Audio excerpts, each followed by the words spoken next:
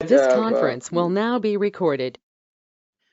Hare Yes. Krishna to all the gurus and devotees, and I'd like to start by putting Krishna at the center of all this presentation, which I will say, and pranam to our Guru Shri Prabhupada, Jagan Prabhu, and all the devotees.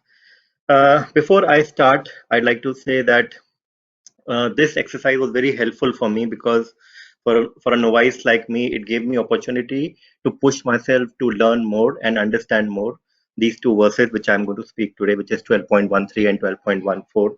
And I will be very volunteering for any such activities forward also, because it really makes me learn from all the available sources which I could go to. What I will speak in the next 15 minutes is completely my understanding of these two verses, and I really wish and I pray that please forgive me for anything which I say wrong, and also guide me so I can learn for the future. Actually, this is the first time I'm going to give a long presentation like this. I've spoken 2-3 minutes before, but this is the real one. So please forgive me and guide me also. So before, just for myself, for my own recap, chapter 12 is a very important chapter as it guides us in the path of devotion, which is the Bhakti Marg. Its acronym is God, God, and the qualities of the devotees which are explained by Shri Prabhupada in these two verses, and which were actually directly spoken by Lord Krishna himself to Arjun, are mentioned in verses 12.13 to 12.20. So I'm going to, so in this initiative which we have taken under the direction of Jagan Prabhu, we are going to talk about the qualities. So D is is 12.13 to 12.20. There are more than 30 qualities which Krishna has spoken about his dear devotees. Now, for a person like me who was very novice and fully engaged in the material world, it is very difficult for us to follow these qualities individually in an organized manner. However, Krishna says, if you come become my devotee, then you will automatically get all these qualities in yourself. Also, as I've understood and I've read about these two verses, Krishna has actually tried to glorify a devotee in these two verses by talking about the qualities of a devotee. Normally, we know that we glorify Lord Krishna by talking about his opulences, his aishwaryas, his beauty, his pastimes. But here, Krishna tries to glorify the devotees actually by talking about their qualities. He calls devotee an expert who's very dear to him because he is fully in Krishna consciousness. So I'm going to speak about these two verses, which is 12.13 and 12.14. Before talking about the qualities, I would like to recite the verses.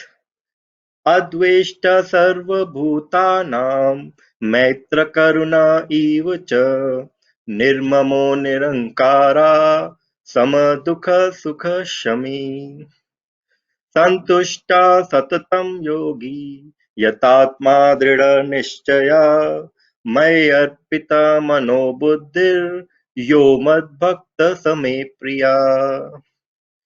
Translation by Shri Prabhupada. One who is not envious but is a kind friend to all living entities, who does not think himself a proprietor and is free from false ego, who is equal both in both happiness and distress, who is tolerant, always satisfied, self-controlled, and engaged in devotional service with determination, his mind and intelligence fixed on me, such a devotee of mine is very dear to me. So these are the qualities which have been listed in these two verses, and I'm going to speak a brief about these qualities. First is Adveshta Sarvabhutanam, which means non-envious, not hating anyone at all, free from malice towards all. The concept of dvesh, which is actually the opposite of advesh, is a very complex word. It contains a lot of negative meaning words like envy, malice, hostility, hatred, etc., as mentioned in the Bhagavata Puran also. Actually, it's so why is a devotee? Why can a devotee not hate anybody? Why is he non-envious? Because a devotee is a person who knows and who understands that all living beings are part and parcel of the Supreme Lord. If he has any ill feeling towards anybody, it directly means he means ill for the Lord himself. How can a devotee of Lord Krishna ever mean to do that? So definitely A devotee will never do that, and he cannot hate anybody. He cannot be envious of anybody. He cannot feel bad for anybody. Also, a devotee of Lord is Matri Karuna Ivacha, which means has lots of love, compassion, and always friendly towards everybody. Of course, he does not hate anybody. He does not anybody, but he has lots of love and compassion for everybody. This is very, these are both connected to each other actually. So along with Adveshta, these qualities of Maitre and Karuna come. A pure devotee has lots of love and compassion as his nature. He is always humble and friendly. He does not even have enemies. Actually, he cannot make enemy because he's loving everybody so nicely. Even if somebody has said something wrong or has done something wrong to him, he takes it as a result of his misdeeds from his past, as a result of Lord Krishna, who is giving him that kind of result. Also, as explained by Prabhupada in these two verses, it a devotee takes this as a mercy of the Lord and always moves on. He does not think negative for anybody.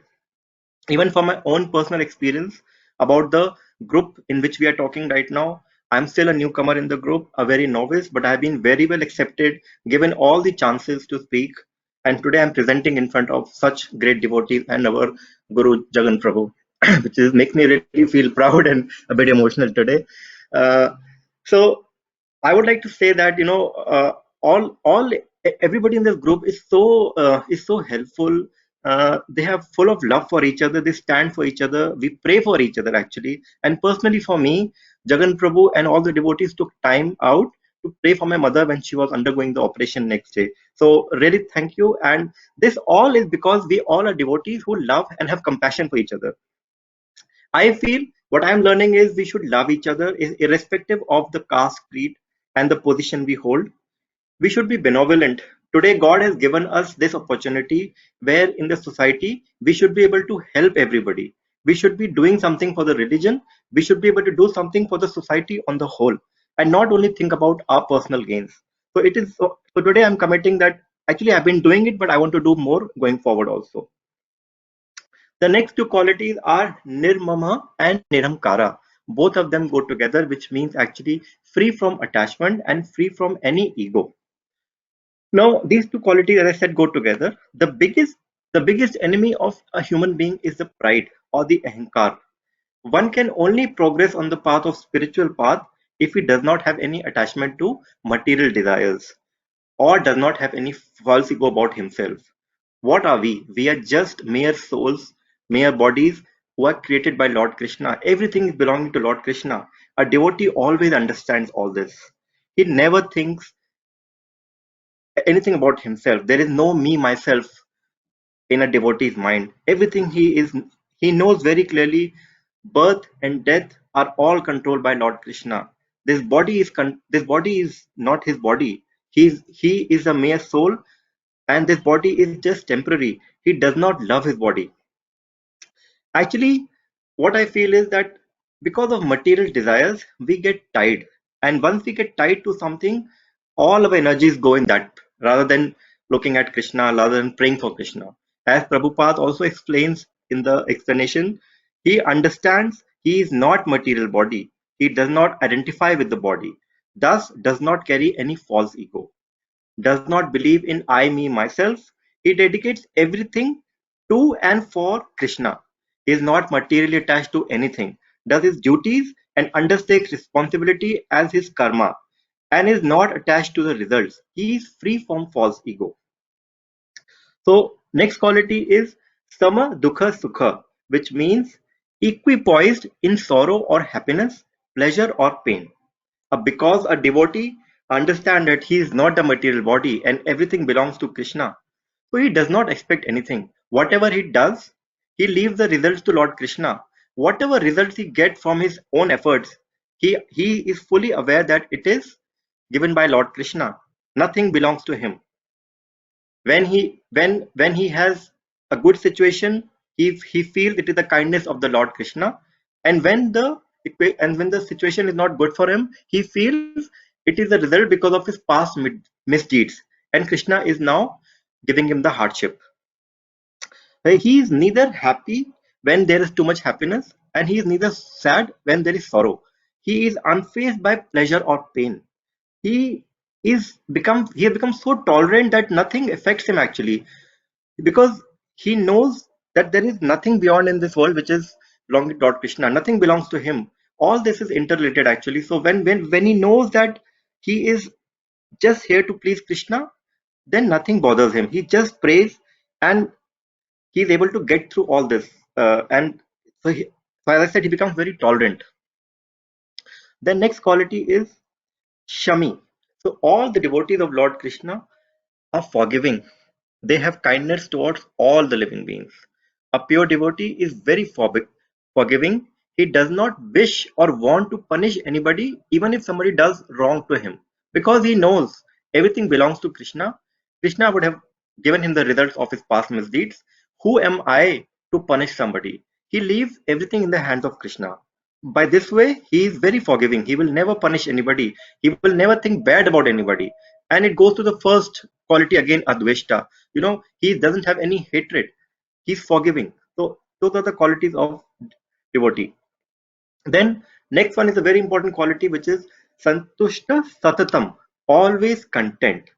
In today's world, there are so many material things, money, relationship, house, cars, we all are running after it actually. Nobody is content. We all are full of distress. Our life is full of misery actually.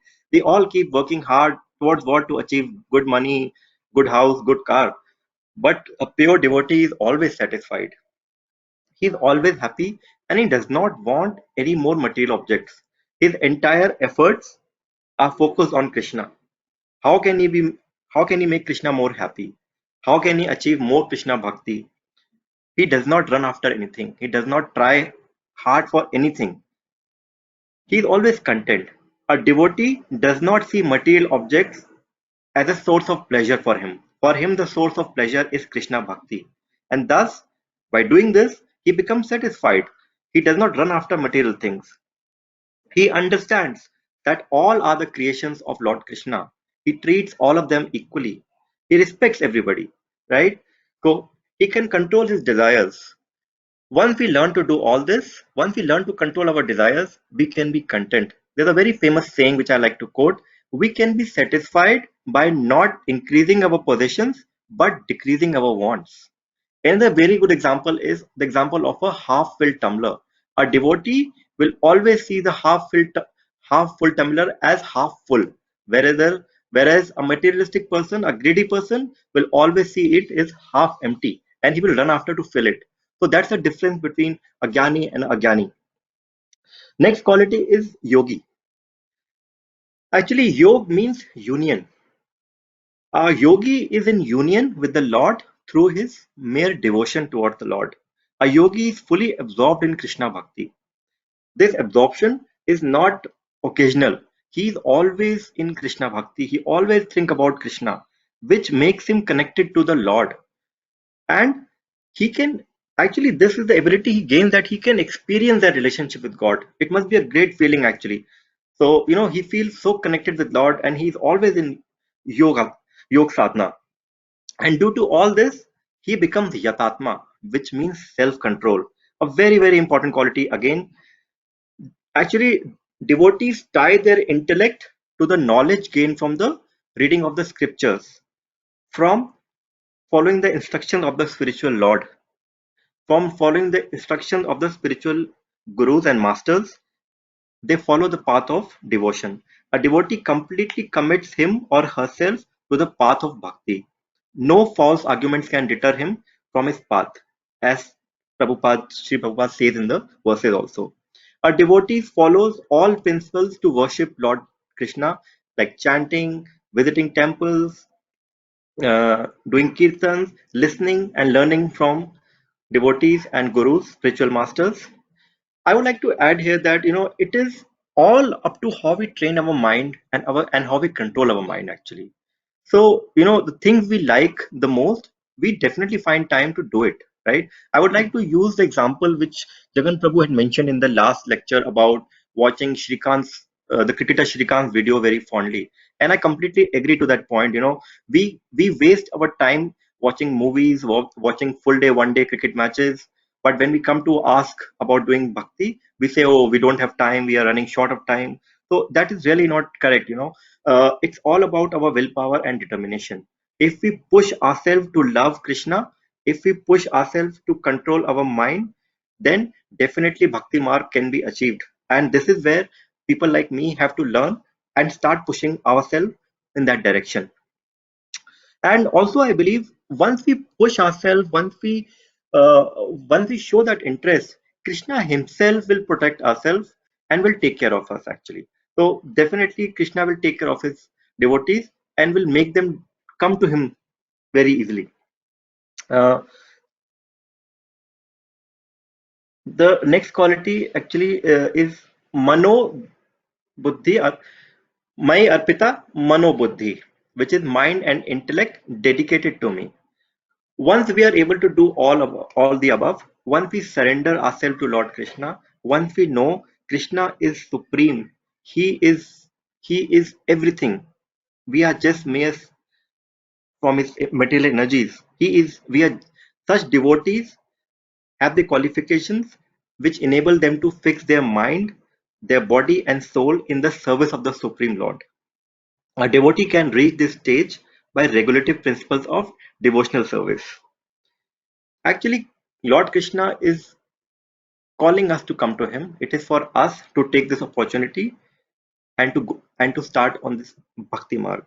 And for me, in the last, I would say that it makes me feel so encouraged and motivated that Lord Krishna says, "Mera bhakt," which means he loves us, he owns us, he accepts us. So all he wants is Krishna bhakti from us, which I really commit myself, and I seek the blessings all of you so I can progress in this path faster. Not the way I'm progressing right now. I'm not very happy with the way I'm progressing. I need to do more, and I seek your blessings for that. Hare Krishna, thank you for this. And please, again, as I said, excuse me for my mistakes. I need to learn a lot, so please guide me. Thank you. Prabhu, you can unshare. Yes, Prabhu. Hare Krishna, Yeah, Hare Prabhuji. Krishna, Hare Hare, Hare Rama, Ram Ram, Hare Hare.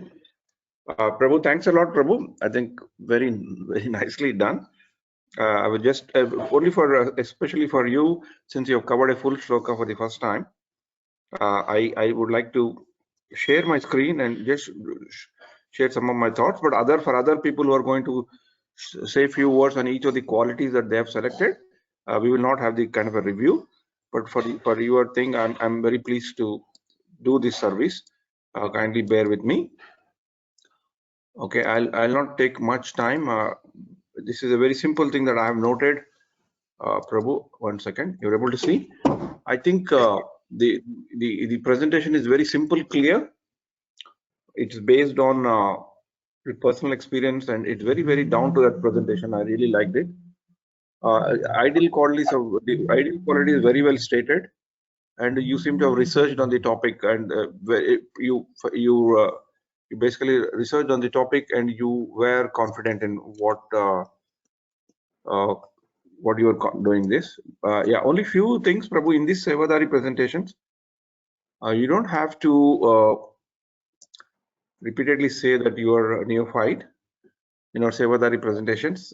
All are neophytes here, so nobody's any advanced devotee. So that's one thing. And if you can avoid personal name references to the extent possible, because as I told before also, we are all here as a teach one, each one teach one. Sometimes, occasionally we can do it, but otherwise you don't have to mention that. So that will help us bring, because what happens sometimes is that the person whose name is getting repeated, he's also vulnerable to ego. He's also vulnerable to all sorts of issues, right? Envy and things like that. So if you say, and suppose next speaker comes, like Madhavcharan Prabhu comes, and he doesn't take my name, I feel bad.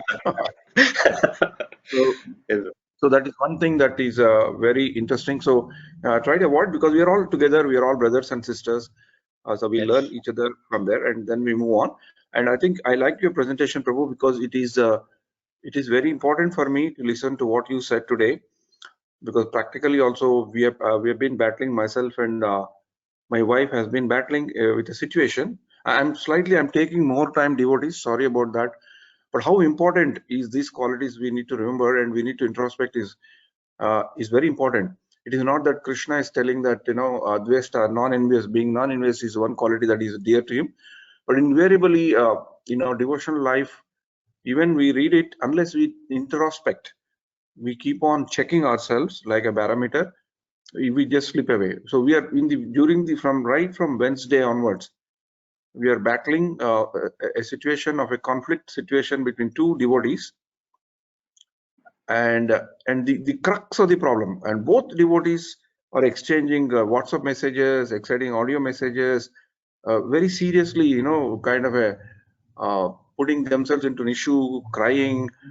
And if you see the root cause of the problem is that one devotee who's supposed to be knowing more and supposed to be more, having a slightly more authority on certain activity, found that the other devotee, in her own enthusiasm, unintentionally, I would say, tried to do something, and the other devotee who was having slight authority went upon her and chastised her beyond beyond reason, because every activity, wrong activity, has a dimension of amount of punishment, right? Amount of thing we have to talk to people incommensurate with what they did. And this other devotee got very, very disturbed, and she also sometimes replied back, and she's also telling to other people, crying, and all sorts of things are happening. So I was just wondering, what is that? What was the root cause of all this? It is just the envy. Supposed to be a senior devotee, supposed to be. I generally don't want to use the word senior devotee because I don't believe in that. His own as Bhakti Mark Swami once in Toronto class has told us, when I was listening to a Bhagavad Gita class, he said, don't use that word, because nobody is senior, everybody is equal. It is, anyway, just for understanding sake, in terms of age and recognition in the organization, we may, assuming in this case senior devotee, in what way I can understand and relate to that devotee's behavior, I am not able to comprehend. My wife is telling me to help her to resolve it. I said I've given up, because if the devotees do not have the basic understanding of these qualities of 12th chapter, what's the use? Why are we here doing devotional service? It's very painful. I'm not referring the names, but as I'm going through this thing of trying to make a peace between them, I'm so much aghast. And that is the reason why today's Chauhan Prabhu's class is so very dear to me, that I would like to introspect myself, that I should not be in that position of getting envious to the extent possible. Even if I get envious, because I'm a human being, let me know that I'm getting envious, and let me drain out that enviousness to the extent possible, so that it doesn't reach to other people and cause them inconvenience. So these qualities, please do not take it light. These are very important qualities. Krishna knows us thoroughly. 100% he knows us, 200% he knows us. He knows that we suffer from these, and because of this, all that progress we make, all that sadhana we make, all that seva we make, everything gets vanished. It just gets burnt away without any effect, just because not being friendly with devotees and being envious. Not being friendly comes because we have become envious. See, envy is the only quality, one of the important qualities because of which we came here to the material world, and still we want to carry even in our devotional service. It's a very strange thing. So it's a very serious thing for these qualities. Suddenly, over the last 2 days only, I'm really realizing these qualities, why Krishna is telling these qualities, because he knows people like this are there even in amongst the devotees. So we are also equally vulnerable. We also become envious. So let's take Prabhu's class very seriously today, the qualities that he has put forward. And there are several other speakers also are going to come up today and tell each qualities. Let's listen to each of those realizations, and let's try to internalize very, very carefully. It is not just a bunch of 30 qualities that Krishna is telling, and we know it, we by heart it, and we go on thinking that we know 12th chapter. I think we are far away from there. So sorry, I'm putting my heart forward because I'm grieved. Whenever I'm grieved, I try to share to reduce my stress to others, and this satsang is a good opportunity. I can cry on the shoulders of all of you, but I'm crying with pain that we should at least in our satsang, in our group, even though however small it is, we shall commit ourselves woe before the Lord, that we shall not let envy amongst ourselves enter into our group. No matter how it is, how difficult it is, let's all equally try to internalize each of these characteristics which Krishna is telling to the best extent possible. And whenever we are breaching those, let's talk it out loud and clear. Let's talk it ourselves. Let's talk to our partners, but we shall move on because it's a very very dangerous. Even one or two people get into this envious mode, the whole chemistry equilibrium of that group, which in our Telugu Bhakti Vriksha group, which happened, it completely upsets the whole rhythm, and it takes a long while to patch the broken hearts. So kindly let's take this opportunity to listen to each of every word that our devotees are saying and try to understand, and let's internalize. Hare Krishna, Krishna Krishna, Hare Hare, Hare Rama, Rama Rama, Hare. Pratikshit Prabhu, thanks a lot, excellent coverage, and I hope you have also enjoyed this. We hope to see you more and more. Take care, Prabhu. Hare Krishna, Dandavat Pranam. Thank you, Prabhu. Thank you, Prabhu. Dandavat Pranam, Prabhu. So I'll request Sumangal Prabhu to lead us through who is coming next, and we can manage. Hare Krishna. Yeah, Hare Krishna Prabhuji, thank you so much. First of all, Prabhuji, just to say something about Pratikshit Prabhu, his working hour is very long. So normally he comes very late, not like others. So still I can see that a lot of enthusiasm in him to learn and join our satsangas, So that interest really very pleasing to me actually. So thank you Pratikshit Prabhu for coming up with your Prabhu, presentation. It's wonderful. So Prabhu, actually, again, I would say thanks to you definitely, because you are being from the very beginning holding my hand, and obviously Jagan Prabhu has given the opportunity for us. It's Jagjivan Prabhu, not me. Jagjivan Prabhuji. Okay, fine. Now, yeah, Prabhu, thank you. And Prabhuji, Jagjivan Prabhuji, thank you so much for volunteering for comment on Pratikshit Prabhuji. I think it's very rightly and right time you have said open your heart. And many times we have seen that you are opening your heart in this satsanga, which is a very real, you're personal, but when you share with us, we can feel the reality of it, we cannot get probably from anywhere else, we can read a good books, but this real situation, coming to know about real situation, this is very I think what do you call, priceless for us, and it really it opens our eyes, so you open your heart to us to open our eyes today also, So thank you so much for that. Really, it's going to help us. And we have seen these things many times in the past also. So we really look for your guidance like this, opening your heart whenever you like, please. It's really helpful to us, Prabhuji. So thank you so much for that. And now we'll have next presenter. For the other presenter, I'd like to say that you will be talking only those two qualities which have been given to you. Not more than that, you need to contain to those two qualities only. So now our next presenter is Gopal. He'll be talking on tolerant and always satisfied. Yeah, Gopal, you can unmute yourself. Hare Krishna. Am I audible enough? Yes, you're audible. Yeah. Fine, Hare Krishna. So Hare Krishna, all the devotees. And thank you for the opportunity that I've got to present about these two qualities. And yeah, that's why I thank Jagjivan Prabhu for this. And yeah, I'll just start with this. So I'll be talking about tolerance and always being satisfied. And yeah, so now I'll start with, I'll just recite this sloka from Bhagavad Gita chapter 12 of text 13th and 14th. Yeah, so Adveshta sarvabhutanam maitra karuna evacha nirmano nirahankara samadukha sukakshami santushta satatam yogi yatatma dita nishchayah mayarpita mano buddhiryo madbhakta same priyah. And then I'll just read the translation. Translation by Prabhupada, Jai Srila Prabhupada. One who is not envious, but is a kind friend to all living entities, who does not think himself a proprietor, and is free from false ego, who is equal in both happiness and distress, who is tolerant, always satisfied, self-controlled, and engaged in devotional service with determination, his mind and intelligence fixed on me. Such a devotee of mine is very dear to me. Okay, so about the first quality, tolerance. What is actually tolerance like?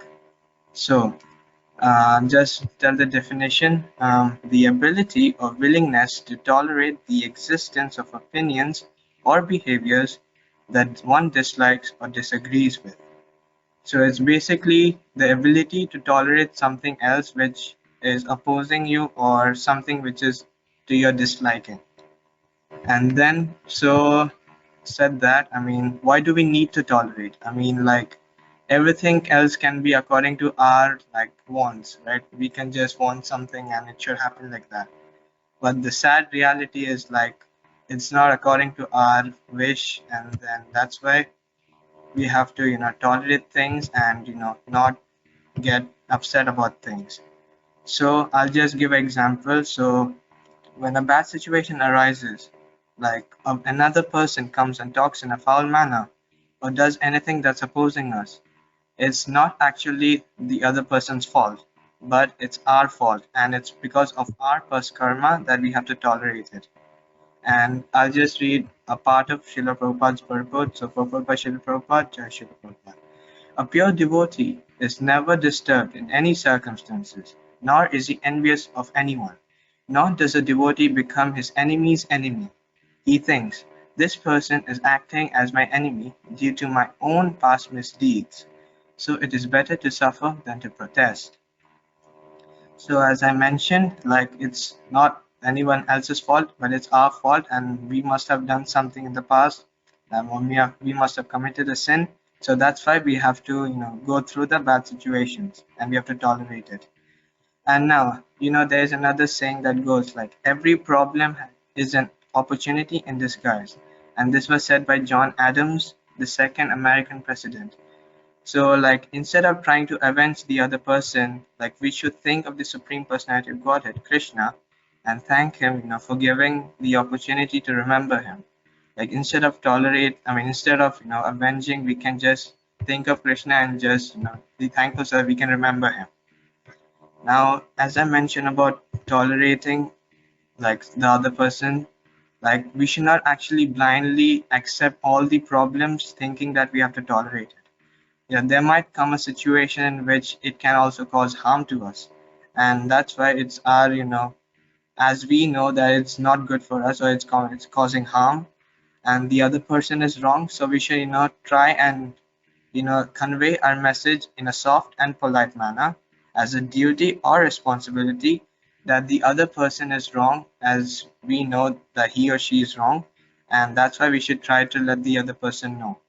And by this, sometimes the other person doesn't even know like that he or she is wrong, because these days the life is very difficult, and then it's tough, and then like busy life, so that's why the other person might have a bad day or had to go through something bad, so that's why like we should try to change them. And if we are able to change them, they may even come to Krishna consciousness, you never know.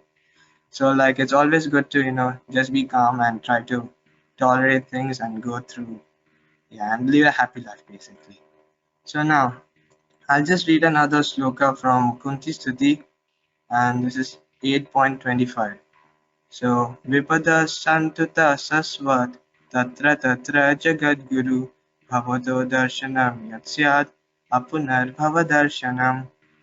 And the translation goes, I wish that all those calamities would happen again and again, so that we could see you again and again. For seeing you means that we will no longer see repeated births and deaths. So if we look back at when Queen Kunti asked Krishna for giving her more and more problems in her life, she asked them so that she could remember him all the time and glorify his auspicious name. And then this literally shows that how strong, and she was a very exalted devotee, and that she could tolerate a lot, and then she already had problems, but then she was asking more and more so that she can remember him all the time. And now, like I say, like not I recommend not to ask for more problems, because we are not as tolerant as her and not as strong. So that's why it's just let's just keep the problems like what we have and then tolerate those. And but unless if you're feeling like an exalted devotee, you can please go ahead, it's your choice. Anyway, so we should always be tolerant, and that's why we should tolerate. Yeah. So now about the next quality is always being satisfied. And now let me just ask, what is satisfaction? So it is the fulfillment of one's wishes, expectations, or needs, or the pleasure derived from this. This in the sense the wishes and the expectations, etc. So like why should we be like satisfied? Like we can just greed for more and more and then ask for like this. For example, like a kid asking for more and more chocolates and then asking for extra time to play with his friends, etc. Like he can just go on and be happy, right? That's the whole point of doing anything, because get happiness. So why should we satisfied? Be satisfied.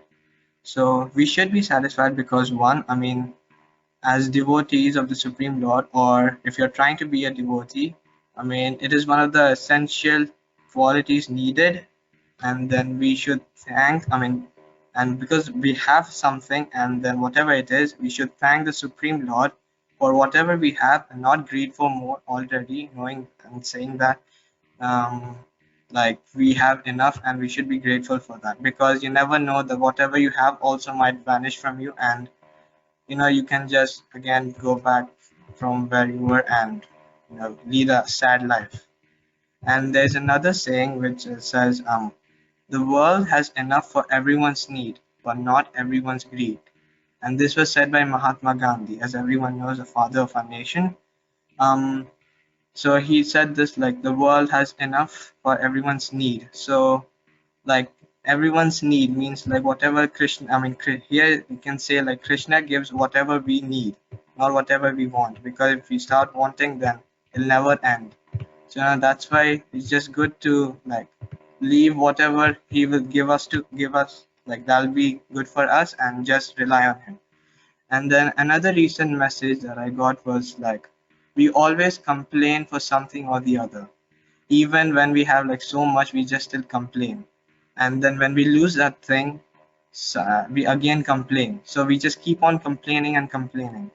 And then when things which are like not with us, again we complain. So instead of complaining, why not just be happy and be grateful for whatever we have and live a harmonious life? And then this great message was actually given by Sri Ranjini Mataji, and it was actually very beautiful, and I loved it, and my dad also loved it. And that's why I feel like we should always be grateful and not complain about anything, right? And then just live a happy life, like that. And then yeah, and then as we already know that things are also not in our control, so why just bother and just live a happy life? And yeah, that's why I think that's the satisfaction done. And I just want to thank everyone for this opportunity and listening to me, bearing through me, and Hare Krishna. Over to Jagjivan Prabhuji, over to you, please. Very good. Very well done. Very good. I don't want to go into detail into every presenter because it takes too much. But since Gopal is our young Bhakta youngster in our team, so really I'm tempted to speak few words. Gopal, can you mute yourself? That sound is coming. Okay. Yeah. Okay, thank you. Very wonderful to see young people like Gopal and Kavita giving classes like this. It's a very wonderful thing. Thanks to Prabhupada, thanks to our congregation, which is grooming people like this. One of the things that I liked in Gopal's presentation is I think he has done a good research, and also his sloka recitation is what I was impressed. Gopal, continue. I think you have got a very good diction to shlokas, very well covered. Since you referred to Mahatma Gandhi, I just there is one of his very favorite shlokas that Mahatma Gandhi used to quote. is very much connected to that satisfaction thing. So I'll just put up that shloka. We can read. I will read once, and you can also read, and then we can conclude because it's very important. So just wait for me. This is something to do with the satisfaction which Gopal has done. Whenever the word satisfaction comes, normally we quote this shloka. Prabhupada also quoted this shloka. So this is in the Isopanishad, the verse 1. Many of you might be knowing Isopanishad verse 1. Ishavasyam idam sarvam yat kincha jagatyam jagat tena tetvena bhunjita ma grudha kasya sit dhanam.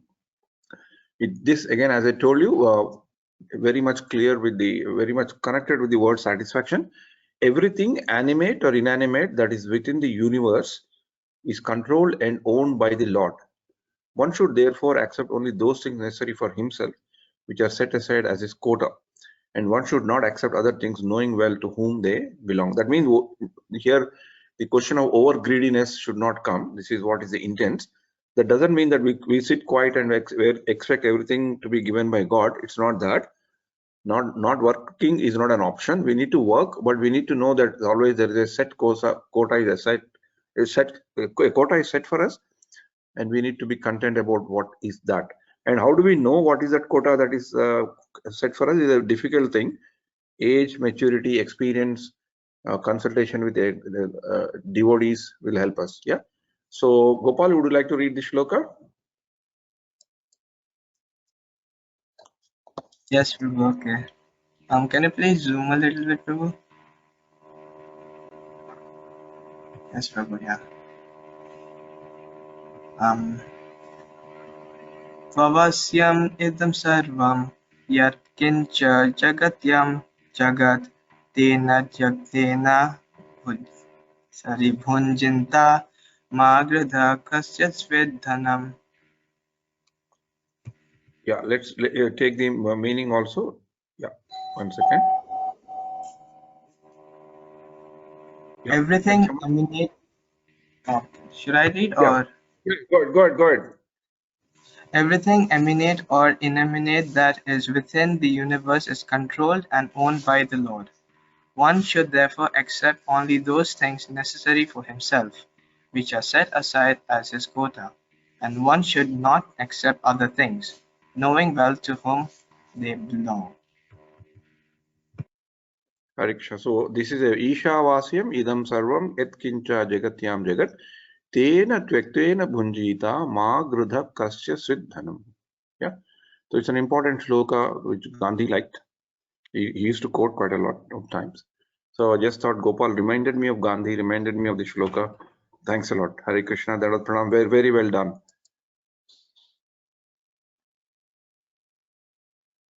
Yeah. Yeah, Prabhuji, thank you so much. Thank you so much, Gopal, for presenting those two qualities. Wonderful. Now we have next presenter. We have Srimati Madhavi Devidasi Mataji. She will be speaking on free from false ego and equal in happiness and distress. Yeah, Mataji, I think, yeah. So, Prabhu, for the want of time, I will not be speaking after each speaker. So we should continue in a quick-paced manner. And all the speakers, please be mindful about your time also, if you don't mind. And then we can go. Sorry, I have eaten away some portion of the time in the beginning. Apologies for that. Yeah. Okay, Mataji, you can go ahead. Hare Krishna. Hare Krishna to everybody. I would like to start the reciting the sloka which Jagan Prabhu shared with us. Katanchana smrite yasmin dushkaram shukaram bhavet vismrite viparitam syat Sri Chaitanyam namamitam. Coming to the qualities which is dear to Krishna, the first quality which out of two which I have selected, like to share about the free from the false ego. Before explaining how a devotee is free from the false ego, I would say that first, what is the false ego is all about. False ego is whichever is not in relationship with Krishna is the false ego. That is, whichever thing is relevant to materialistic things or material world is the false ego, we can say, which is nirahankara. Nira ahamkara. That is the false ego, free from the false egoism. How one should be free from the false egoism. As we know that generally devotees, whatever they want to have in this material world also, in many instances, like few devotees purchase a car, big car, although it is a small car they need, they will be buying a big car so that they will serve the thing. So to the devotees, whoever don't have a transportation or whoever don't have a proper way to travel to satsanga and all those things. So in this way, the devotee is not puffed up with the money which he has, and he's not more attached to the materialistic things and the false ego, which is in fact caused by the, as the Jagan Prabhu at the beginning shared one things which is happening, like how the ego destroys a person, or things turmoil in a situation. Although it may be a point of learning certain things to make ourselves dear to Krishna, false ego has to be removed, because few things I will just tell. Because false ego is the the root cause of the false ego is the ignorance. That if I am very ignorant, I feel myself puffed up and I see everything relevant to the material. Because while I'm again explaining, I may be puffed up and all these things and all. It is happening with me past 1 month. Certain things, certain disturbances are happening in my mind because of my ignorance, that I don't want to let it go, certain things in the way it is going with respect to a person. Then I did the introspection and I realized that for all of these things, which I am also doing in the saying that I am correcting that person, I want to fix these things, I am really enjoying or feeding my false ego, that I could able to get. Luckily, the topic of this 12th chapter is about the qualities. Then when I was collecting this topic also, then when read about it, by Krishna's mercy, the power of Prabhupada purport made me realize what was my mistake, why I was very much disturbed past couple of days. And Loknath Swami Maharaj also says, false ego means leads to the doom. The person has to get doomed. He was the moment the false ego is there. And Raghunath Swami Maharaj says that when the false ego collapses, that a person connects everything with the Krishna, then material contamination totally vanishes. Totally all the material contamination vanishes. Because we have to go above the 3 modes of material nature. All the mode of goodness also we have to cross upon. That is purely possible if I quench all my false ego, that is material contamination. I am so and so. I'm correct. The first problem I realized past 2-3 weeks, which problem I was facing, I could be able to fix just meditating past 3 days back, is that I am correct. I am correct. No, I am not correct. I may correct. Maybe to according to the remembrance what I have made is correct. Because always my earlier Janma effect is there. I have done something to somebody. It has to come back to me, because that is the law of karma. So I have to kill my false ego so that I will go dear to the Krishna, because Krishna likes it. Because Prabhupada also saying that I spread the Krishna consciousness movement because Krishna likes it. That is the thing. He does not have, Prabhupada does not saying that I want to give happiness to everybody. I want to see a world as a better place. Like that, Prabhupada is not saying. He is saying that and all outcome. Obviously, it will come if somebody is serving the Krishna. Then also the effect of false ego is that due to the false ego and the selfish disposition, we find that everyone is as a potential enemy, because the enmity comes because I'm enjoying. If I feel I'm as correct, said by 2-3 people, I'm more feeding my false ego and saying the other person, maybe out of ignorance they would have done, or maybe that is their perception, it is correct. I just overlook everything because that is my false ego is the one stopping, and it has the reality is that it disturbed my chanting and everything. When my Prabhu said that you are thinking over that event, and do you feel that, don't you feel that you are compensating on your sadhana? My false ego was so strong. I said that no, maybe for you, you are disturbed. I am not disturbed. I want to fix this problem. Like that. So much the false ego has made an impact. Then, when we become more close to the Krishna as a devotee, and the Krishna likes it, free from the false ego, like Prabhupada, like all these senior and our Guru Parampara, whoever we can take, we feel that they did not have any of the false ego. So we, in their path, following their path, we will be out of the false ego, because Einstein also, Albert Einstein says that ego is equal to the inverse of the knowledge. Lesser the knowledge, more the ego. So a person, devotee, is always with the full knowledge of the Lord, which is the ultimate supreme truth. So the devotee is without the false ego, is free from the false ego. Then coming to the next one, Samadukka Sukha, means equipoised in the sorrow and the happy, pleasure or at the time of pain.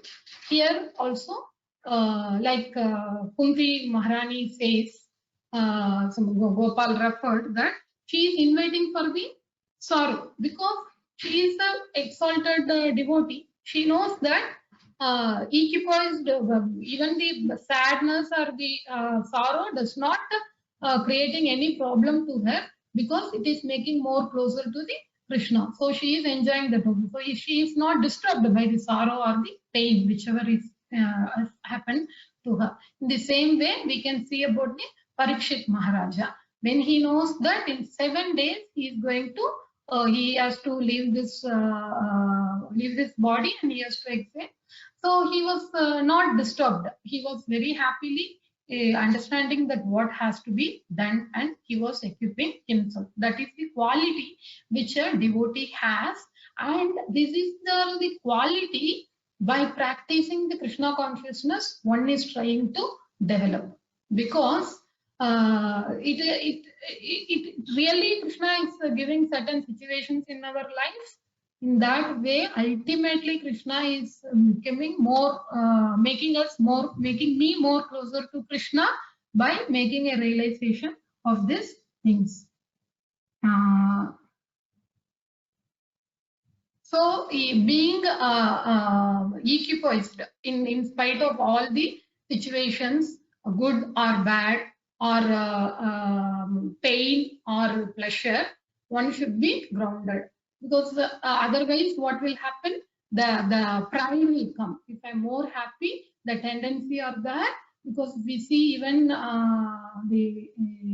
more happiness also many times create a problem, like a lot of the road accidents happens on the 31st of December night after 12 o'clock, early morning of January 1st, because people are so much happy mood, they are not knowing that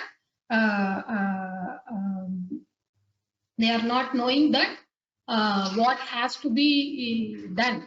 So one should be always not should be grounded. One should be grounded in the situation, down to in the thoughts of Krishna and chanting, and so that he will not feel the pleasure or pain in case of any of the situation. Hare Krishna.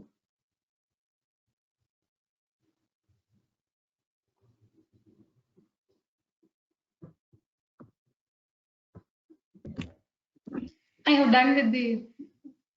Okay, Mataji. Yeah, thank you so much, Mataji, for those two qualities. It's very enlightening to us. Thank you. Jagjivan Prabhuji, you have some comment on this? No. Thanks, Mataji. Thanks a lot. We'll move on. Overall, I will generally summarize. Yeah, Hare Krishna.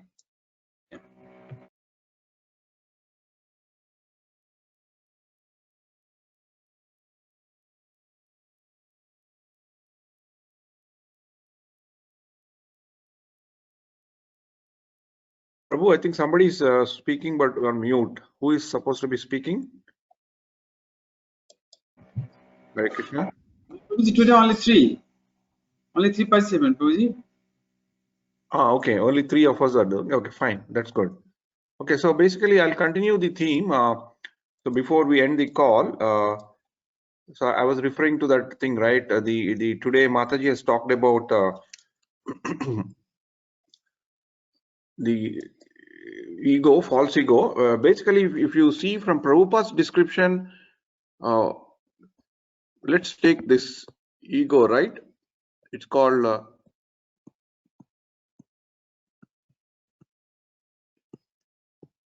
so one question I would like to ask, and anyone wants to volunteer, is ego good or a good thing or a bad thing?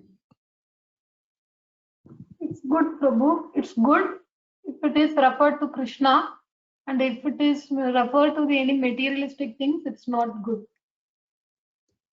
Okay, so since you have taken this topic, I'll again ask you one more question. You said it is good, right? Yes, Prabhu. So what is ego? So if it is good, what is this ego? Yeah, ego means knowing which is real. If I feel I am the soul, I am the servant of Lord, then that is the ego, reality, inclination with the reality and the eternal truth. Then that is ego. Okay, can someone give a more specific definition which Srila Prabhupada has given in his books? I think, Prabhuji, it's identity, our identity. Ego is nothing but identity. So false ego means which is we are identifying ourselves. Prabhu, here we are talking about ego, not false ego. Yeah, ego means identity. As Mataji said, I agree with that. That our real identity, when we identify ourselves with our reality, who we really are, then it's ego. No, but can you be specific, Prabhu?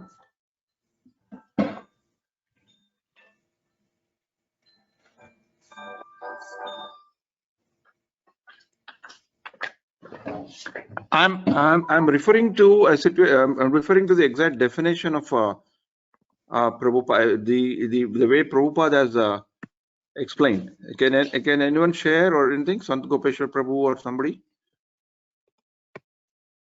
if he's there. What did Prabhupada basically, in many of his books, and you can see in some of the lectures, he uses this word ego. Sumangal Prabhu has covered in one way. This is right. This is right, but it's not very specific.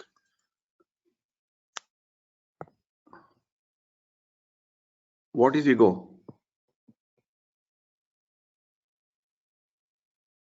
Okay, according to anyone wants to volunteer or Hare Krishna?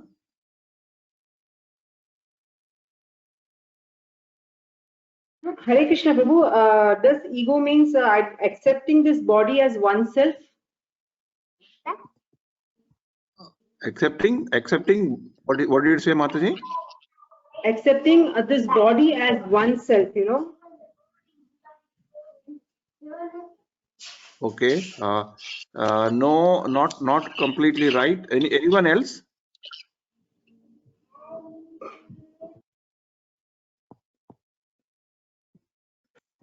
Krishna Prabhu, not exactly what Prabhupada has mentioned, but for me, what I understand from ego is basically ego is talking about self, right?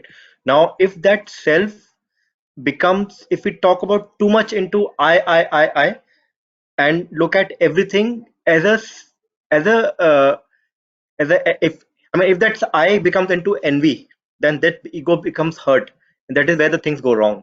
But if this ego, yeah, go ahead, Prabhu. But if ego self is more about what we are, what are we doing, and what are we learning, then that ego is not bad. Actually, we should be aware of our standing in the society, in terms of religion, in terms of people, in terms of different matters.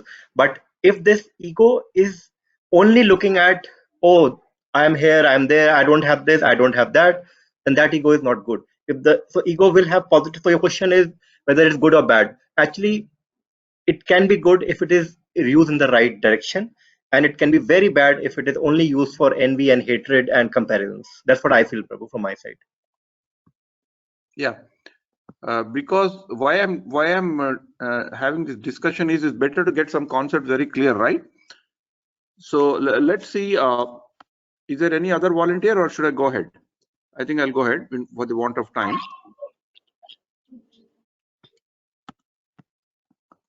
So let's see what Prabhupada's thing is there.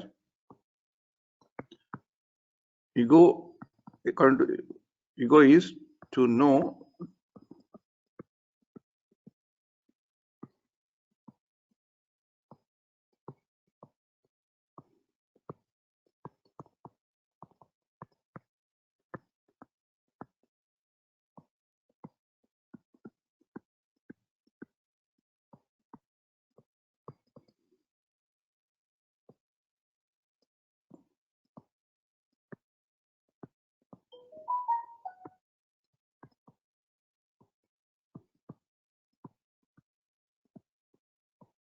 Can someone read this? My bad writing.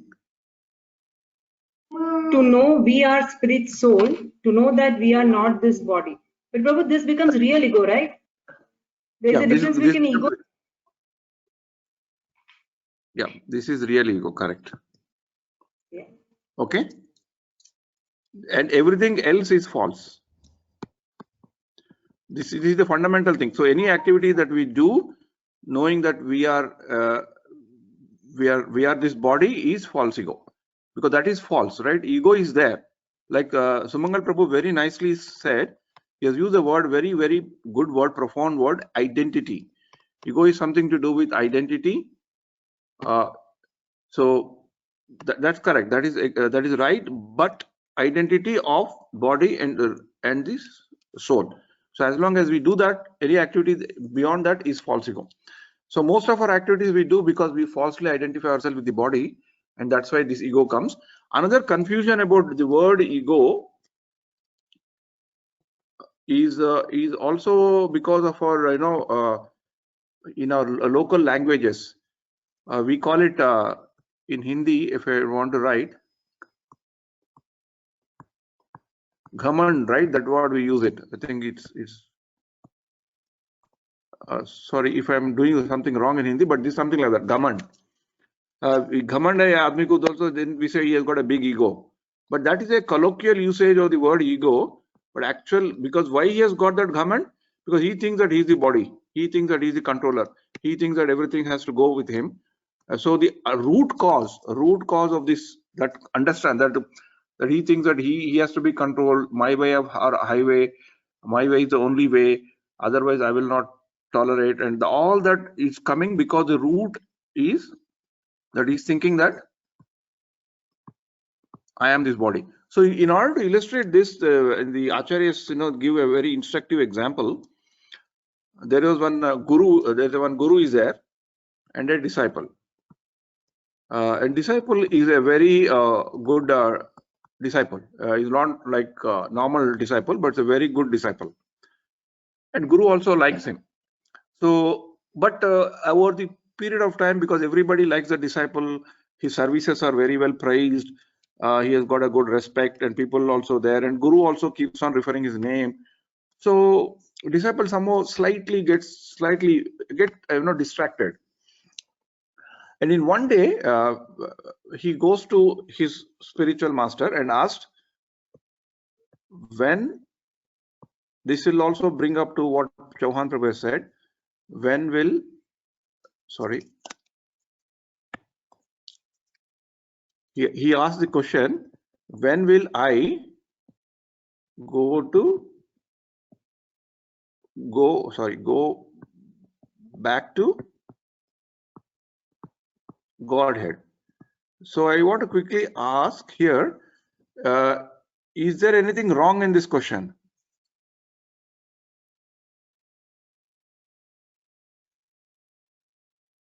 Sumangal Prabhu, you want to say something? If we ask our Guru Maharaj, is it wrong? Is it there any wrong in this question?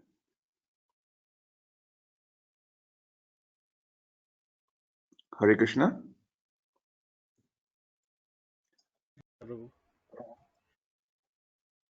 Is there anything wrong in this question? Anyone can quickly say yes or no. Oh, I feel yes. Is it wrong or right? No, I feel it is wrong to ask that.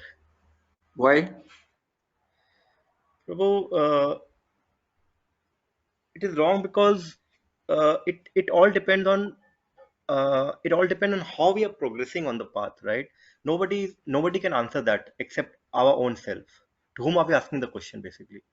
That's what We I are feel. asking the spiritual master, because Prabhupada himself is saying, right, our purpose of the Hare Krishna chanting is to go back to Godhead. So when Prabhupada is saying that we have to go back to Godhead, and he also established a magazine called Go Back to Godhead. So what is wrong in asking this question?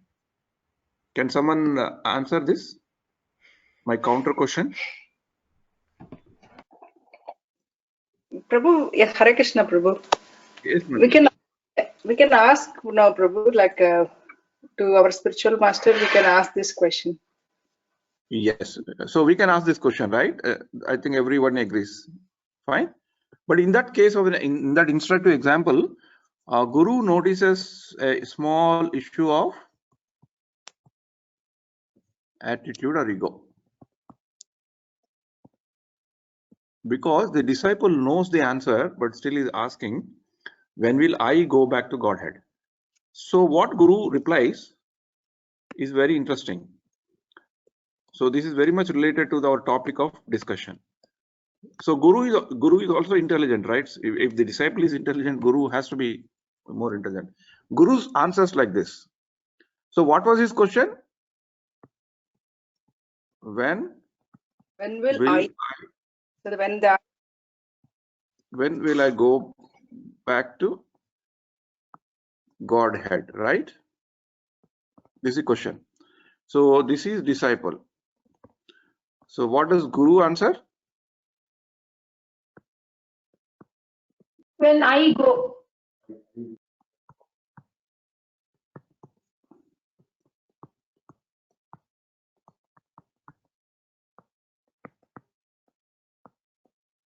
Sorry.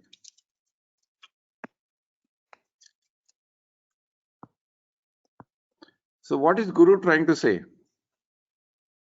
Guru is trying to say that I, which is an ego, I am, that when it goes from your thing, then that's when you go back to Godhead. Very good. So what is that I? This I and this I, what do they say?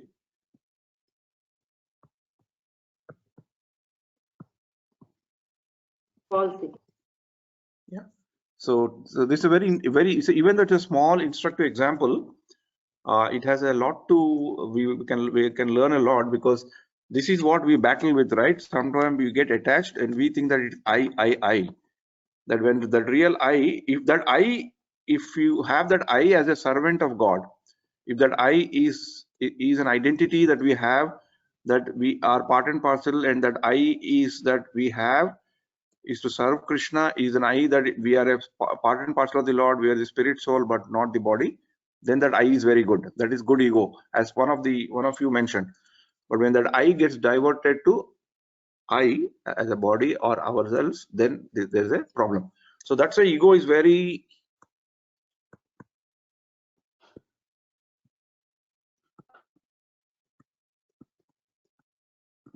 from a spiritual sense. Ego doesn't just mean it's a ghaman.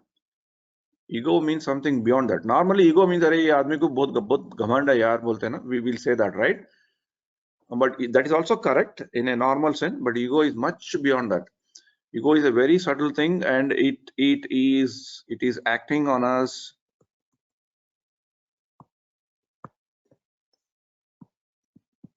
And that's why we are discussing this so much, because each one of us have to correct ourselves always and introspect ourselves, whether we are behaving with the real ego or whether we are doing our activities with the false ego. So the example that I was telling, that which had pained me quite a lot. So I sent to one other devotee who got aggrieved because somebody, one is like there's a devotee A and devotee B, And devotee A seems to be, at least for the time being, is suffering from I, because I am the organizer, I am the senior, I know more. Everything has to go through me. Everybody has to take a permission, even to do small things. But B wanted to serve sincerely and took some chances, because it took some steps in the best interest of the thing. Then A started, doing lots of basically very tough on her, very tough on the devotee, and a lot of issues happened after that. So what I did, I was trying to meditate on this, on how do I tell her how she should take the whole situation. It's very difficult, right? When somebody's, if say for example Jagatbandhu Prabhu comes and tells something very tough and rash to me, no matter who I am, it takes me time to really come out of the term that why he has told this. What did I do to him that he has to be so rough on me? Is it just because something I said in the class he should be so rough? So you feel bad, right? So luckily, as I was battling today on how I should comfort her, I happened to see a quote. I want to display that quote to you, so that I thought God has sent me this quote, and I have sent it to the person, devotee, who got fried by this ego of some others. And I think this is a quote that we all have to meditate on and remember. Today we talked about tolerance, satisfaction, and non-enviousness, being friendly, all these things, right? And the ego. So this is the thing. Can someone read this?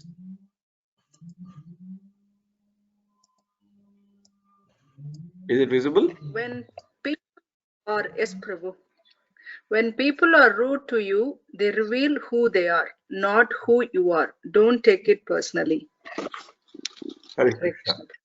Mataji, Lalita Bhakti Mataji, you want to explain this before we? These are the important things, right? These are the practical lessons that we learn. It is not that just we read the Bhagavad Gita shlokas and read purport and say Jai Srila Prabhupada, Vancha Kalpatarubhyasya and walk out.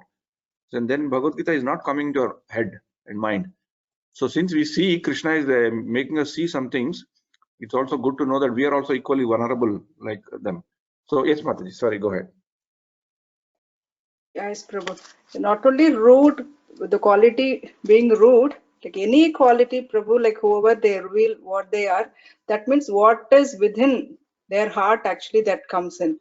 So we should not take it so personally, because it is their view and vision and knowledge and how much they have taken it. And so we have to not take it so personally and be affected because of that. But that understanding comes very late, and when we do those kind of things or comment, when it happens at my home also, when sometimes my Prabhu asks me something, immediately I comment. I'll be thinking, where does that word come from? Because we will be not thinking about so many things to comment, but maybe we would have restricted. But in some situation, we may open up or comment just like that. So in that way, any quality, might be rude or any quality, Prabhu, it actually reveals our own quality, not their like to whom we talk to or something like that. That's my, I personally, I think. Thanks, Prabhu. Can someone tell us why I'm telling this is a practical workshop kind of a thing? How is this rude connected with false ego? Can someone answer that? Yes, Prabhu, because if I'm rude, I'm very firm in my decision. It is the correct thing. You have to just do it. Mataji, can you repeat? Yeah, because if I'm rude on something, because I am very 200% correct that is the right thing, that I know better than the other person, so you just do it. That's why I become rude. Okay, very good. So it's connected with false ego, right? It's connected with false ego. Madhu Prabhu, you want to share something?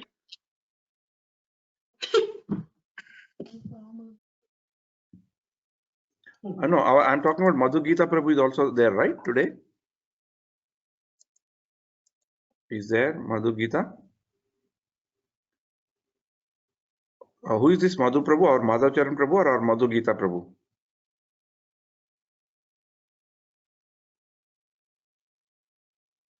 That is Madhu Gita Prabhu only, Prabhu.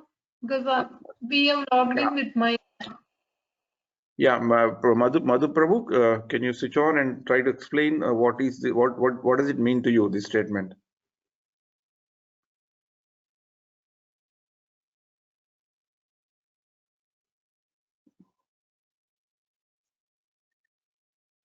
Is there? Okay. Can someone else tell one more realization on how is this rude mean to rude means? Rude is connected with ego. Hare Krishna, Prabhu. Hare Krishna. Prabhu, when false ego basically means we are talking about me, I myself. So when I see someone else doing something good, better than me, I become envious of that person because that is better than me. And when I become envious to someone, it is very obvious that I start ill-treating that person. So being rude is one of the ways where you ill-treat that person. So that can be one way, Prabhu. Good. So my way of highway. So this is very important that we don't have to be rude. And I mean, it's very easy to say for me, but more and more we meditate on this, more and more it will help us to move on in life. So that is the reason why I'm telling this. So sometimes some people could be rude because of some situations, but how do we react to that is something, because some situational thing can be there in the houses or something like that. Sometimes we may have to be rude in the sense that we may have to be bold enough to tell that something is wrong. That also is needed, right? So there are different ways of doing it. So that we will take it up later.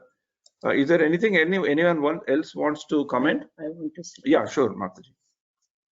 Hare Krishna. How to be not to behave in that way. Pardon, Mataji?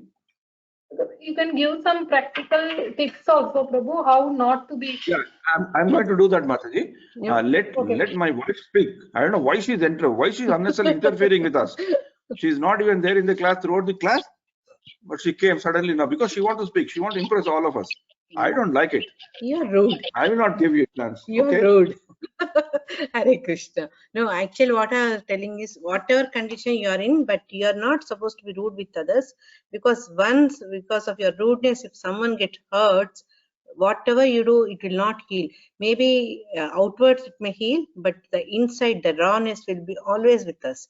So Sriranjani Mataji, let him tell whatever he wants, but what I feel is better to control, to talk something rude when you're angry or when you're not in mood. You just count 10, 20, then maybe by that time that spot of anger may go little down. Maybe you'll start checking yourself. I feel that. Hare Krishna. So devotees, was I rude with my wife just now, or I was okay? It's my normal self. Can someone comment? It's a rasa. How many people think that I was rude to my wife just now? Prabhu, it was your Leela. We leave it between you and Mataji. Madhav Charan Prabhu is telling that you are very soft to Mataji. We are? Okay, rude is like this, right? Okay, so let's quickly deal with the practical things about rude. Sometimes why we become rude is things do not go the way we want. So we wanted to do what is known as a bold statement.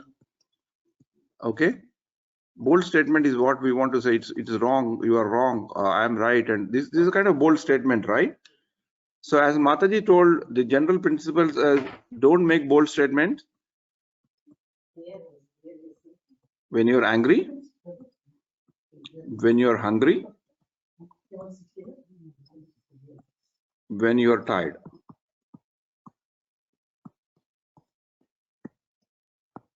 Try to, like my wife said, count the thing. So this is one thing that they tell. Okay. So, but then how do we express our anger?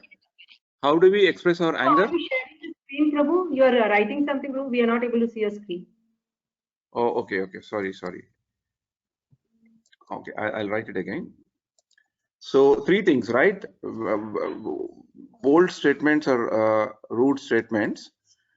Don't do that when you're angry, when you're hungry, or when you're tired, right? Get some method of managing the rudeness. So I am aboard this Kostava. పెట్టిన board. So today we had a situation in my because I was about I was talking about this ego and things like that. Today we had a situation where I felt my wife was rude to me. So she was really rude to me. I was trying to help her to get her SEHA database vaccine report done, and I didn't find her Emirates ID. All that I had asked her is, where is your purse or where is your Emirates ID? That's all I asked, and I'm doing for her. It's supposed to be done by her, but she was busy something, and she replied to me in a very rude manner. So luckily, since I was meditating on this and this devotee issue was there, and I know, so I'll put it. I don't know whether you can see it or not. How many of you can see this? Let me see. Very small, Prabhu. Very small? Okay. Very small. Okay. I put a in the kitchen. I went and put in the whiteboard. I said, Saturday, you have unnecessarily shouted at me, even when I'm helping you. I am very upset. I will be in that's it. The word that we use for that's it is that if I get angry, that I will not speak with her, or she will not speak with me. She should not speak with me till 6 o'clock, 4 o'clock. So that is one way of expressing my response to her rudeness, because I have to boldly tell her that I'm upset, right? But at the same time, I'm telling that I'm upset with her, I'm also reconciling to the fact that she had a reason to upset, and I'm being controlled in my response to her that she's rude. So I am telling that I'm upset. That is, it's an important thing that we need to convey this. If I don't tell this, and if I keep it to myself, what she's doing, she may do it again, or I may be, that may be a pent-up issue with me. So tomorrow somewhere else it will come up. So we should, when we are angry, there's nothing wrong in being bold. But how do we express our bold statement is a technique that we can practice. Okay. So how we can practice? Recently, I had attended a very good workshop. They're talking about how do we, when we upset, when we become rude only when we get upset, right? Normally when we are not rude, otherwise, right? We become only upset when we are rude, right? And during that time, we need to make some bold statements. Yeah. So the good example, we need to see, I mean, not in all circumstances, it may be not be possible to apply what I'm saying, but in majority of the situations, it will happen, because this becoming rude or becoming upset doesn't come instantly. It has several instances or several experiences that come to that, right? So in that seminar, as a principle, you can take in that seminar, they give a good example of a loving mother and a loving daughter. So let's take the example. I mean, just to make it a bit slightly funny, let's take, we are now in 2021, right? Let's take 2035. Yeah, I'm asking you to fast forward to the year 2035. So there is Bindu Madhavi Mataji is there, and Kavita Mataji is there. At that time, by the time Kavita would have become Kavita Mataji, or Kavita is an elderly devotee, right? So Kavita is staying in one place, and Bindu Madhavi is staying in one place, and both love each other. They respect each other. They like each other, because Kavita is a good girl, good devotee, and obviously she respects her mother, and Mataji is a good devotee, she respects her daughter. So this is the scenario. But what happens, because Bindu Mataji stays in Al Furjan, that's where she's staying, right? No, she's staying in DIP, right? And Kavita, because she's a very good student, she has got a very good academic career. She gets a good job, and she stays in a very nice posh apartment in JLT. But they're like each other. They're very good mother, daughter, friends, everything. But Bindu Madhav Mataji, because she likes Kavita, she has a habit. She develops a habit of going to Kavita's house now and then. Nothing wrong, right? Visiting Kavita's house. I don't think Kavita will mind anything. If Kavita is there, she will definitely say yes, no problem. This is 2035. Huh? Kavita is about more than 20 years old, kind of a thing. But Bindu Mataji is going to Kavita's house. But Bindu Mataji has got one peculiar habit. She goes to Kavita's house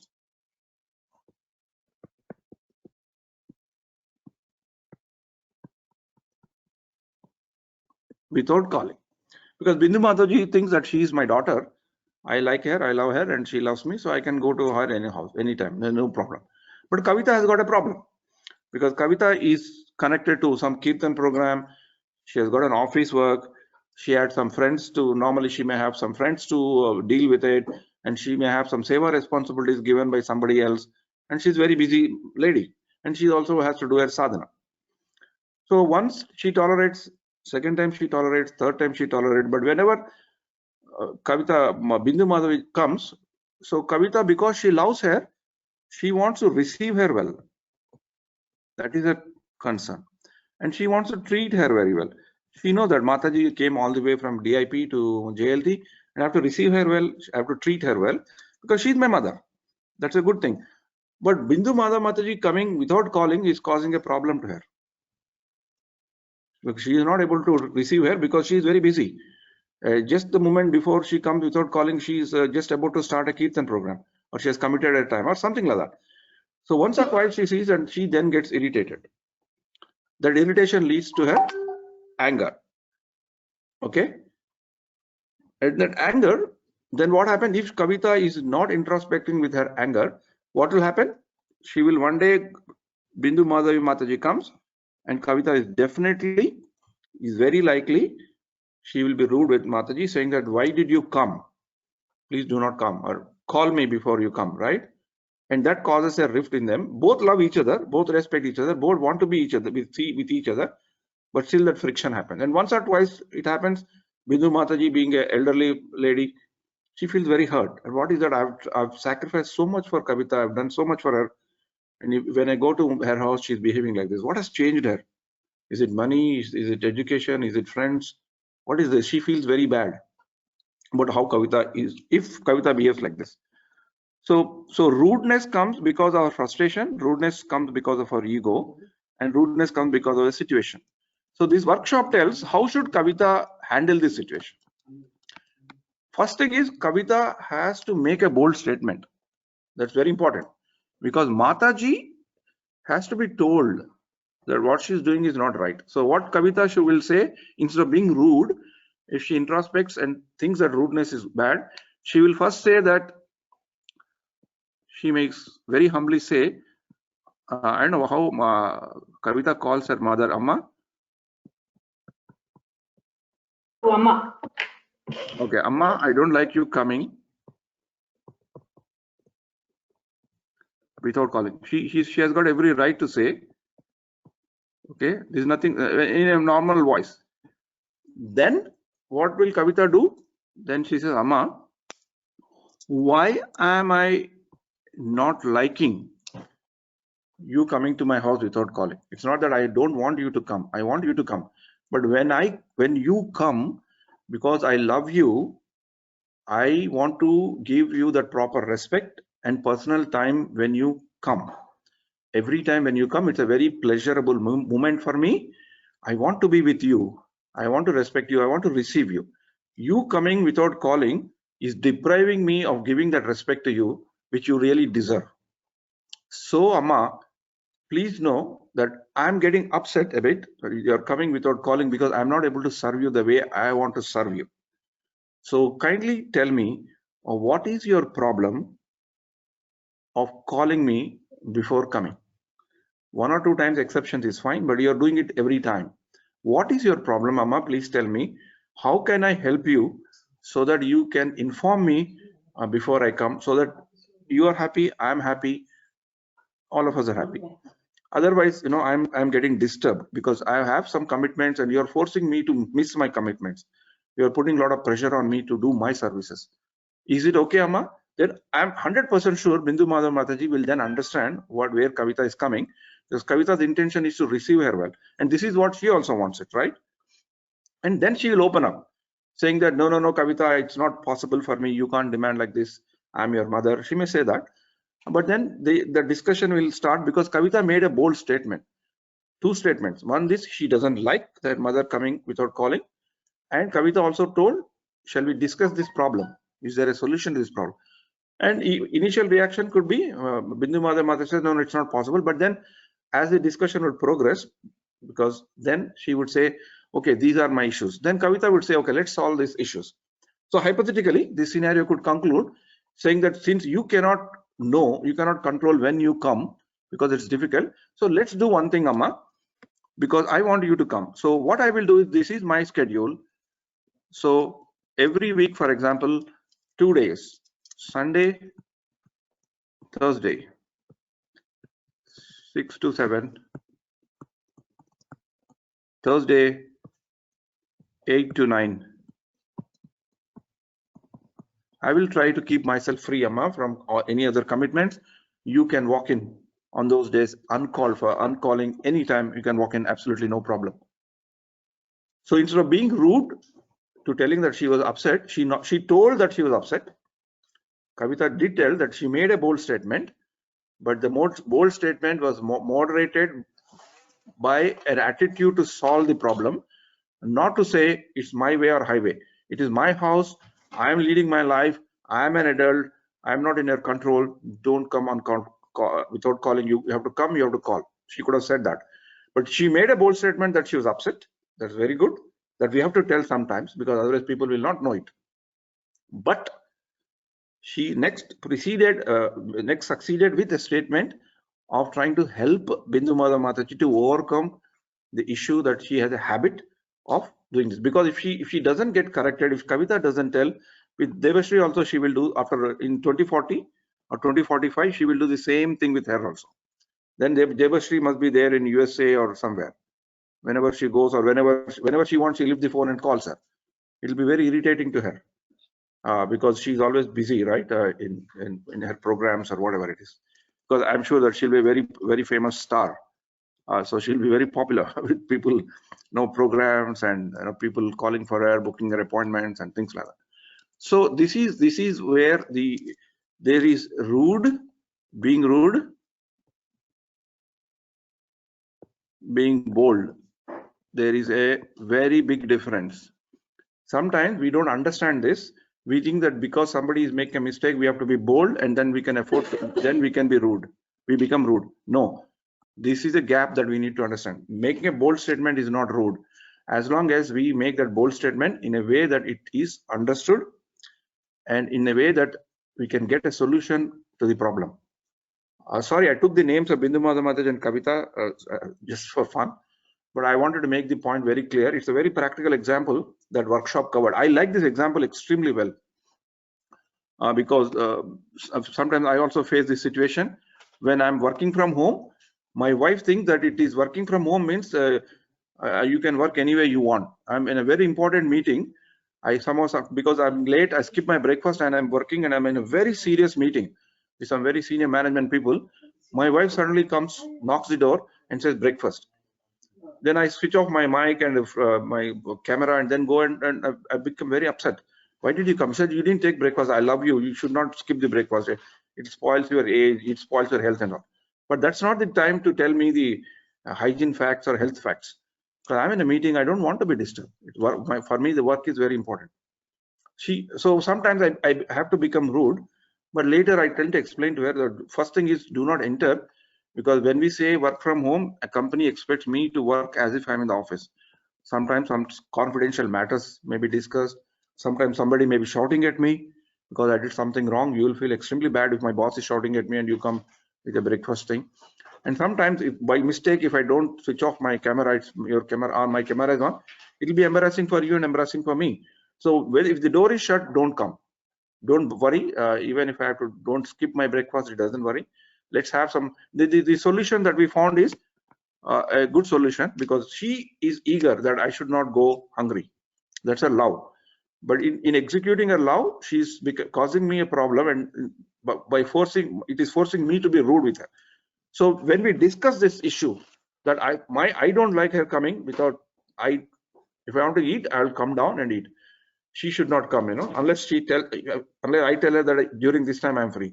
So we made a peace in between, which we always do when we have issues. And we said that in my place where I work from home in the room, she will keep me snacks. So she took my promise from me that at least because these snacks I should be taking in between a break, and I should not go hungry. So in this way, her rudeness, my rudeness got solved, because both of us were trying to come in terms and a compromise to understand each other. Otherwise, she would keep on coming. I keep on shouting. Sometimes I shout mildly, sometimes I shout loudly, and sometimes she's also in a bad mood. She also gives it back to me, and that anger I take back to my office work, and I shout at somebody else, and that becomes a problem. So rude and bold and ego are very, very well connected topics that are very much connected with our thing. Why I'm telling this in a detail is, unless we learn these aspects of Bhagavad Gita and put in our real life, then it's not a real learning. Learning is not just studying. We are not studying Bhagavad Gita, we are learning Bhagavad Gita also, right? We are not reading Bhagavad Gita, we are studying Bhagavad Gita. When we study Bhagavad Gita, we learn Bhagavad Gita. So we should not stop only at reading. We should move to studying, which we are doing, and from studying, we should learn how to use this. So I took long time, but thanks a lot. I hope it was useful. And you can, the example that I gave is a simple example, but always remember, don't be afraid to make a bold statement. You have to make a bold statement. You have to make a bold statement. You don't like it, you don't like it. You have to tell, but tell in a way that there is a solution to reduce the tensions, to reduce the anger between both the parties. That will immensely help. For sometimes when we do that, we may have to reduce our ego. It's okay, but we can solve many of the problems like this. So this is what I want to say. Sorry, my wife is saying that I'm talking too much, so I have to stop now. Otherwise, she'll become rude at me now. I want to avoid that situation. Hare Krishna, Krishna Krishna, Hare Hare, Hare Ram, Ram Ram, Hare. Any